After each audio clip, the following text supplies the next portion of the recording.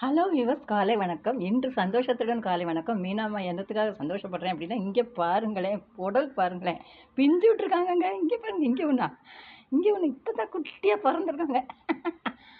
அப்புறம் இன்னொன்று எங்கே பார்த்தேனே அந்த ஓரமாக ஒன்று பார்த்தேனே, இந்த இதோடு சேர்ந்து தெரிய மாட்டேங்குதுங்க. குட்டியாக இருக்கா, கண்ணு தெரிய மாட்டேங்குது. அப்புறம் நம்ம வேற ஒருத்தரை இப்போ பார்க்க போகிறோம், மூக்குத்தி அவரை. அவங்க மறைஞ்சிருந்து காட்சி தந்துட்டுருக்காங்க. இங்கே தான் இங்கே பாருங்கள், இங்கே ஒரு புடல் தெரியாதா? இவங்களுக்கெல்லாம் பந்தல் போடணும். அப்புறம் வாங்க இவங்க மறைஞ்சிருந்து நம்மளை பார்த்துட்டு இருக்காங்க பாருங்கள், தெரியுதா? மூக்குத்தி அவரை எங்கே இருக்காங்கன்னு பாருங்கள். மறைந்திருந்தே பார்க்கும் மர்மம் என்ன? நான் அவங்க மறைஞ்சிருந்து பார்க்குறேன் அப்படின்னுங்க. இங்கே ஒரு மூக்குத்தி அவரை. இதை எப்படி சமைக்கணும் யாராவது தெரிஞ்சால் சொல்லுங்கள். அப்புறம் நேரம் நம்ம எங்கே போகிறோம்? மாடிக்கு போகிறோமே. நம்ம மாடிக்கு வந்தாச்சு.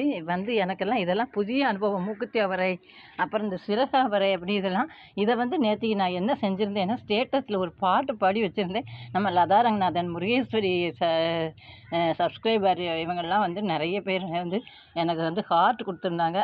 அதில் ஒரு பாட்டு ஒன்று பாடியிருந்தேன். பறவையின் சிறகுகள் விரிஞ்சாதான் வானத்தில் அது பறக்கும்.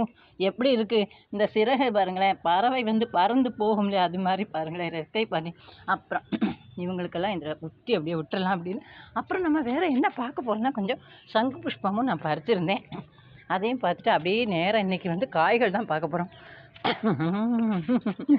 மூச்சு முட்டுறதுனால ஊங்குறேன். இங்கே பாருங்கள், இவங்களை பறிச்சிடலாமான்னு பார்க்குறேன். பீர்க்க நுரை பீர்க்கு இதுதான். அப்புறம் நம்ம வேறு என்ன காய் பார்க்க போனோம்னா, எப்பவும் பார்க்குறேன், அழகாக பாருங்க, மல்லிகை பூவே பார்த்தாயா. ஒரே பாட்டு மயம்தான் இன்றைக்கி. என்ன மீனாமாக்கு சந்தோஷம்தான், வேற என்ன.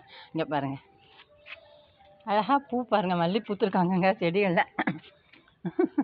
அப்புறம் இவங்க சிகப்பு வெண்டை விதைக்கி விட்டுருக்கேன், உங்களுக்கு தரத்துக்காக தான். தரலேன்னு நினச்சிக்காதீங்க, செல்ஃப் கவர்லாம் எல்லாம் ஞாபகம் இருக்குது. கண்டிப்பாக நான் எப்படியும் அடுத்த வாரமாவது உங்களுக்கு அனுப்பிச்சிடுவேன்.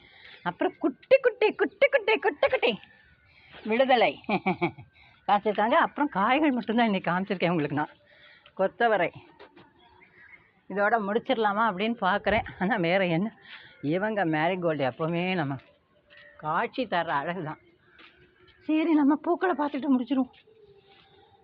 என்னோடய மாடி தோட்டத்தில் நான் பூக்கள் தாங்க நிறைய விரும்புவேன், காய்கள் விடாமல். காய்களும் எனக்கு இப்போ என்னை லவ் பண்ண ஆரம்பிச்சிட்டாங்க. காய்கள் நிறைய காய்க்கிறது இல்லை, அதனால தான் சொல்கிறேன். நம்ம பூக்கள்